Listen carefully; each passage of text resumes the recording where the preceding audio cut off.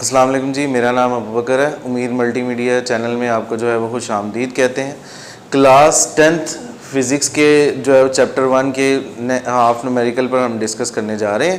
पहला न्यूमेरिकल जो है वो हमें कहता है कि जी length of pendulum on earth पर भी लंबाई फाइंड करो, और length of pendulum on moon, एक पेंडुलम है जो है उसकी जो टाइम पीरियड जो है वो 2 सेकंड है, उसकी ज़मीन पर लंबाई और चांद पर लंबाई फाइंड की जाए, जबकि उसकी ग्रेविटी जो है वो 10 मीटर पर सेकंड ज़मीन पर दी गई है, और उसी तरह उसकी ग्रेविटी जो है वो चांद पर जो है वो ग्रेविटी ऑफ अर्थ को 6 से डिवाइड कर दें, 1/6 है तो वो निकलेगी 1.67 मीटर पर सेकेंड स्क्वेयर।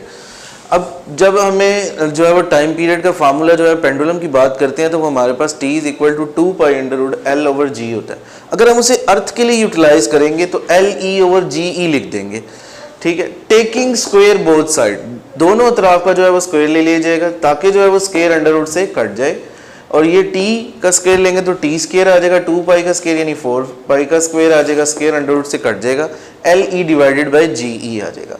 अब मुझे LE चाहिए, ये GE इधर डिवाइड हो रहा है इक्वल के इस तरफ आकर t स्क्वायर से मल्टीप्लाई हो जाएगा, 4π इधर मल्टीप्लाई हो रहा है इक्वल के इधर आकर 4π नीचे डिवाइड हो जाएगा। तो हमारे पास फार्मूला जो है वो अरेंज हो गया, LE = t square multiply by GE divided by 4π square. अब LT की जो यानी टाइम पीरियड ऑफ पेंडुलम जो है वो हमारे पास है, वो जो है जी 2 सेकंड, फार्मूले के डाटे में लिखा हुआ है सवाल के, तो वो आप 2 लिखेंगे। ग्रेविटी ऑफ द अर्थ आपको पता है 10 होती है, स्पेसिफिक वैल्यू है, वो 10 लिखेंगे।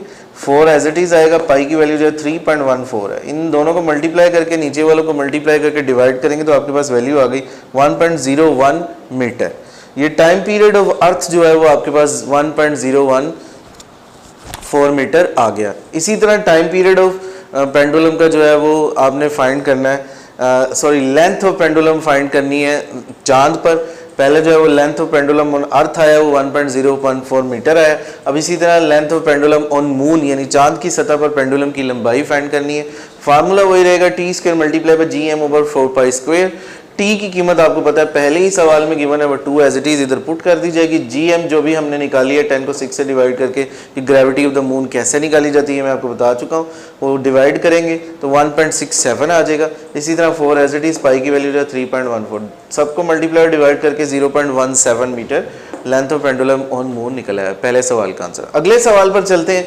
कहता है कि जी length of pendulum on moon जो है वो 0.99 मीटर है, उसका टाइम पीरियड जो है वो 4.9 सेकंड है, उसकी ग्रेविटी फाइंड करो। जब भी हमें ग्रेविटी फाइंड करने के लिए कहा जाए, या लेंथ ऑफ किसी भी पेंडुलम की ज़मीन पर हो या चांद पर हो, ग्रेविटी ज़मीन पर हो या चांद पर हो, मालूम करने के लिए कहा जाए तो तब हम जो है उसका स्क्वायर लेंगे, क्योंकि ये दोनों चीज़ें अंडर के अंदर है। अब जैसे ही हम उसको जो है वो स्क्वायर लेंगे दोनों तरफ, तो ये t का स्क्वायर जो है वो t स्क्वायर हो जाएगा, 2π का स्क्वायर यानी, और L/G का स्क्वायर आ जाएगा, स्क्वायर अंडर से कट जाएगा, तो आपके पास जब t स्क्वायर = 4π स्क्वायर LM/GM आ जाएगा। मुझे GM चाहिए, ये GM क्रॉस मल्टीप्लिकेशन होगा और t स्क्वायर इसके नीचे आ जाएगा। 4 एज इट इज आएगा, पाई की कीमत जो है वो 3.14 है, और length of pendulum on moon है 0.99 है, वो इधर पुट कर दी जाएगी। और t की कीमत जो है वो सवाल के अंदर गिवन है 4.9 का स्क्वायर, स्क्वायर और स्क्वायर मल्टीप्लाई करके और डिवाइड करेंगे तो 1.63 metre per second square gravity of the pendulum on moon, चांद की सतह पर जो पेंडुलम की जो ग्रेविटी है वो ये निकली 1.63 मीटर पर सेकंड स्क्वायर। इसी तरह अगला क्वेश्चन है, question number 3। Length of pendulum जो है वो 1 मीटर है, ग्रेविटी, उसी पेंडुलम की जो ग्रेविटी है ज़मीन की सतह पर, वो आपको पता है फिक्स वैल्यू होती है, वो है जी 10 मीटर पर सेकंड स्क्वायर। इसी तरह gravity of the pendulum on moon, चांद की सतह पर जो ग्रेविटी है उसको निकालने का एक स्पेसिफिक फार्मूला है, यानी ज़मीन की ग्रेविटी को 6 से डिवाइड कर देंगे तो आपके पास 1.67 मीटर पर सेकंड स्क्वायर निकलेगा। Time period of pendulum on earth और time period of pendulum on moon, ये 2 चीज़ें आपने फाइंड करनी है, चांद की सतह पर पेंडुलम की टाइम पीरियड और ज़मीन की सतह पर पेंडुलम का टाइम पीरियड। जब भी टाइम पीरियड फाइंड करना है तो उसमें आपने स्क्वायर नहीं लेना, लेंथ और ग्रेविटी फाइंड करनी है तो उसमें आपने स्क्वायर लेना।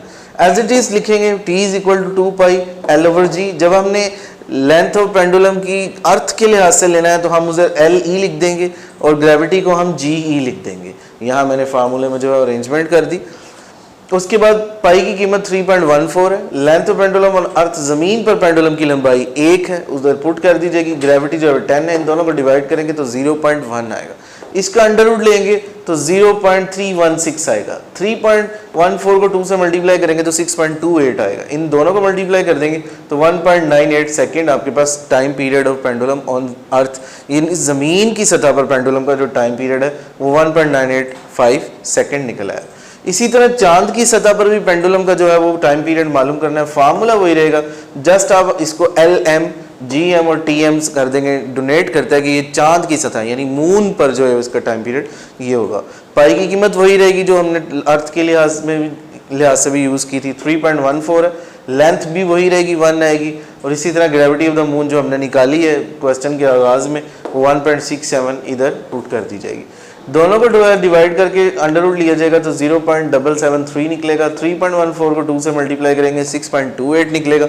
दोनों को मल्टीप्लाई कर देंगे तो 4.85 second time period of moon जो है वो चांद की सतह पर टाइम पीरियड वो निकलेगा। जी अब हमारा जो अगला क्वेश्चन है वो कहता है कि जी नंबर ऑफ वेव्स को आप n से जाहिर करेंगे, वो जी 100 है। नंबर ऑफ वेव्स आपके पास 100 है। ऐसा करने में जितनी वेव्स गुजरती हैं जितने टाइम में, वो जी टाइम पीरियड हमारे पास है 20 सेकेंड। और वेवलेंथ बनाती हैं, यानी एक वेवलेंथ बनाती हैं वो है जी 6 सेंटीमीटर। सेंटीमीटर को जो है वेवलेंथ को लैम्डा से जाहिर करेंगे, सेंटीमीटर को मीटर में बनाने के लिए 6 को 100 से डिवाइड कर देंगे तो 0.06 मीटर आपके पास आ गया। इस सवाल में हमने 3 चीज़ें फाइंड करनी है, frequency, time period and speed of the wave. Frequency को F से जाहिर करते हैं, टाइम पीरियड को कैपिटल C से, और स्पीड ऑफ वेव्स को जो है हम V से जाहिर करेंगे। फ्रीक्वेंसी का फार्मूला है नंबर ऑफ वेव्स जितने टाइम पीरियड से गुजरेंगी, नंबर ऑफ वेव्स को टाइम पीरियड से डिवाइड कर देंगे, वो है जी 100 divided by 20 will be equal to 5। Hertz जो है वो फ्रीक्वेंसी का यूनिट है। साथ में जब भी आप न्यूमेरिकल सॉल्व करते हैं तो जो भी चीज़ आप सॉल्व करेंगे साथ में उसका यूनिट लगाना ज़रूरी है।